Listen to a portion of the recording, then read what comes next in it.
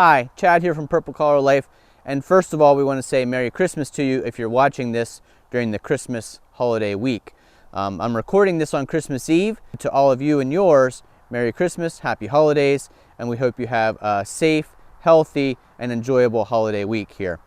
Now in today's video, we've got this maple that we sliced up with the Stihl Farm Boss in a previous video. I want to get this split. I turned around this IBC tote so that the opening is facing me here. This is wood that needs to season another year. This is primarily cherry, but it won't hurt to go ahead and throw the maple in on top of it. I'd like to know, and this is a good little survey of all of you who are watching, do you separate your wood by species or you just mix it all together? Now typically we just mix it. Whatever I'm splitting, I just add to the stack. But I do like, in two previous videos, I split and stacked all cherry. And I like knowing that those IBC totes are full of just cherry. So here's what I'd like you to do. If you just go ahead and mix the wood, however you split it, cut it, in the stacks, go ahead and give us a thumbs up down below. If you like to separate them, go ahead and give us a thumbs down. Now I know what you're thinking, oh Chad, you don't want all those thumbs down on your video. Don't worry about it, it'll be okay.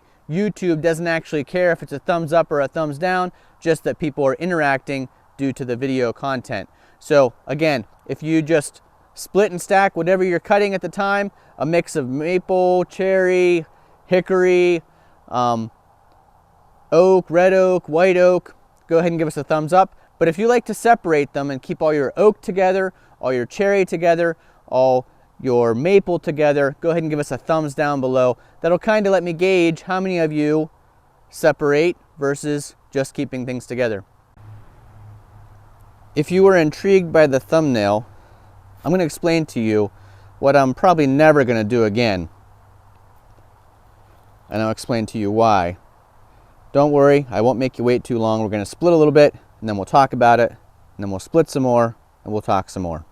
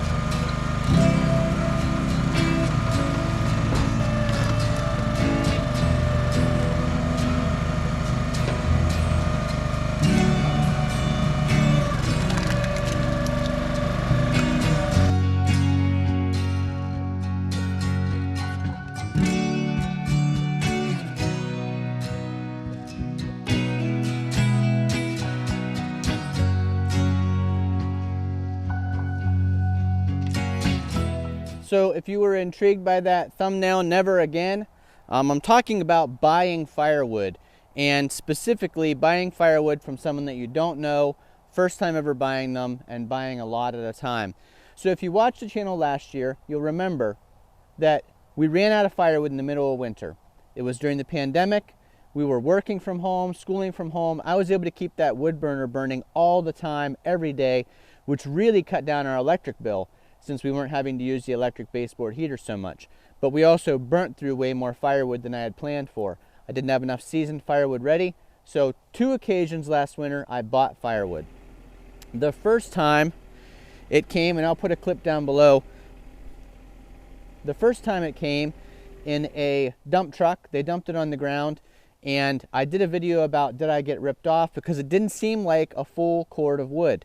So I stacked it into 3 IBC totes, which should be to the brim a full cord of wood, and we were shorted some. I contacted the seller. He was great about getting back to me and refilling the proper amount so that we had a full cord of wood. My problem with it now is it wasn't green, so I couldn't actually burn it last year. I had to buy more firewood from a different guy. The second batch of firewood I bought was excellent. It had been seasoned for a number of years, 3 to 5 years. It was all oak and hardwoods. You just put it in the fire, it burns hot, it burns reliably, and it gives nice heat. It's cut a little bit longer, so thankfully our buck stove can handle the longer cuts, but that firewood got us through the rest of the winter last year. This firewood I set around the back of the shed and let it season another year. This firewood we let season all summer long into the fall, and in the winter time here I tested it. It was about 18 to 15%, which was dry enough for me to burn in the wood burner. The problem is it's just not burning in the wood burner. You know, there's a couple of different things that I think happened. First of all, I think this wood all sat on the ground too long. You can see it's kind of pithy here on the outside. It just chips away. So even though it's dried, it's not good quality wood. Here's another example. You know, it's pretty much junk wood at this point. It sat too long on the ground. The other issue I have with it, I think again because it was on the ground, it's full of dirt. And as you know, the downside of dirt, two things. First of all, you're carrying all that dirt inside the house. It's making a mess everywhere. Thankfully, our wood burner's in the basement, so all that mess is staying in the basement, not up in the living area. But the second thing is, dirt doesn't burn. Dirt actually puts a fire out. So when I throw the pieces in that have dirt all over them or mud all over the outside, those pieces don't burn very good. And the other thing is, this is a different variety of wood than I'm used to. We only usually burn the wood that's here around the house. So when a tree falls down, we buck it up, we split it up, we stack it, and then we burn it when it's seasoned. And usually, because of the area we live here in Northwest Pennsylvania and the woods on our property, that's cherry, oak, some hickory, lots of maple. So we're used to those Pennsylvania hardwoods that burn really well. Some of these are species of woods that I don't recognize. I don't know if it might be some ash. Not exactly sure what ash looks like, but I do know that when you put these in, they do not burn very well. You can open up the dampers and get them burning. Then as soon as you close things down, they just kind of smolder, make a lot of smoke, and they never get very hot. I need my wood stove to be hot to put that heat out for the house, and this wood's just not doing it for me. So what will I never do again? I will never again buy firewood from someone that I don't know without at least first inspecting it, and second of all, being here when it's delivered so that I know that it's good quality firewood before I take a whole ton of it. This cord of firewood, I don't know what I'm going to do with it. Like I said, it's not burning real great. I can get the fire going hot, throw some of this in, and it kind of burns it down, but it's basically just like burning junk wood. So I may try to split some of this, see if it'll burn better if it's split. May try to clean some of it off. It's covered in mud and dirt, but mainly what I'd like to do is get these 3 totes opened up so I can get better firewood in here to start seasoning for next year. And then I have to find that if I have enough seasoned firewood to get us through the rest of this winter. So if I do have to buy firewood again, I know that I'll buy it from the guy that I bought the second set of firewood from, where it was really well seasoned, nice and clean, always stored in a stack, and just a much better quality firewood. All cords of firewood are not created equal, and that's one lesson that we learned last winter.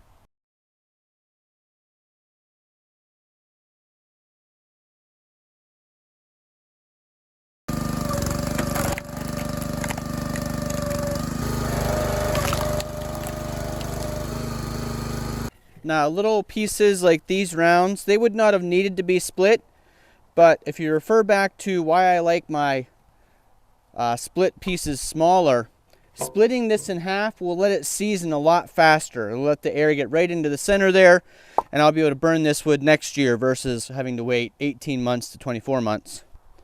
Now, I saved this one. We'll save this for the end of the video. We've got a 3-way section of the tree here where the limbs split out. This is going to be a difficult one to split. Haven't exactly figured out how I'll tackle it yet, but we'll save that for the end of the video. That should be a fun one.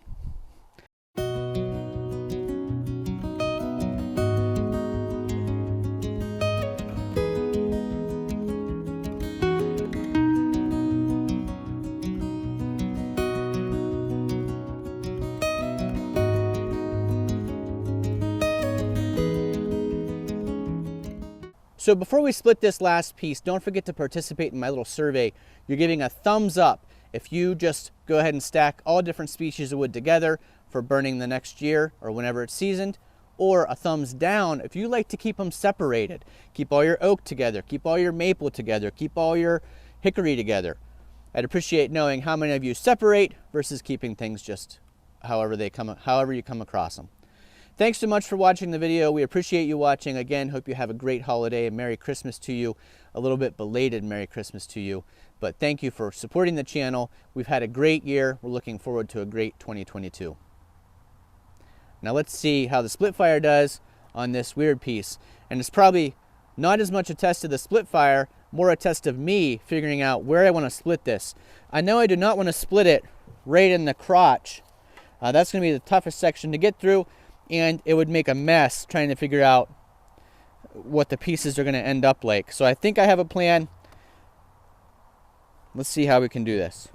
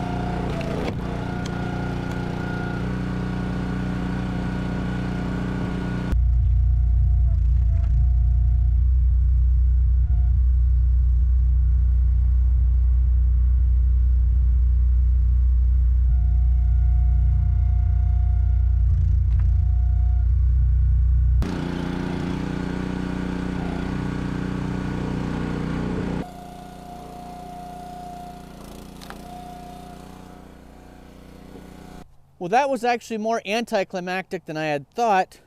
The split fire had no trouble splitting it. I actually did go right through the crotch on a couple spots. No problem. Even these ones, you know, I wasn't exactly sure how I'd split them, but this will go into the wood burner just fine.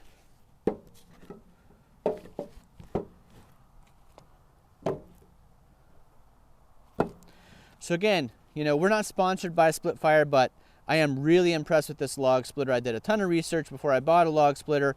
So glad we went with this one. Absolutely zero complaints. Love that Honda engine. And really, I just enjoy splitting firewood. So it's another tool.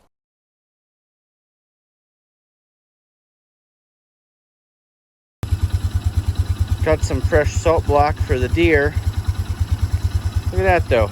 Polaris Ranger, Ford Ranger. Same bed height. Look at that. They already know the salt block's coming. They're ready for it.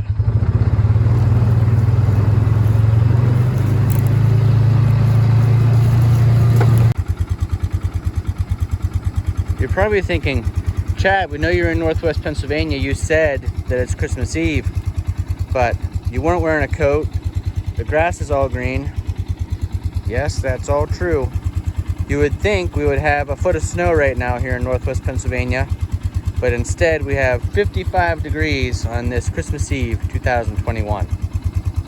Well, let's get that salt block down. That's all they had left of their old one. They like it right there on that big stone. We also put some corn down for them. But not only the deer, but bear when they're not hibernating, raccoons, all kinds of animals come in and eat off the salt block.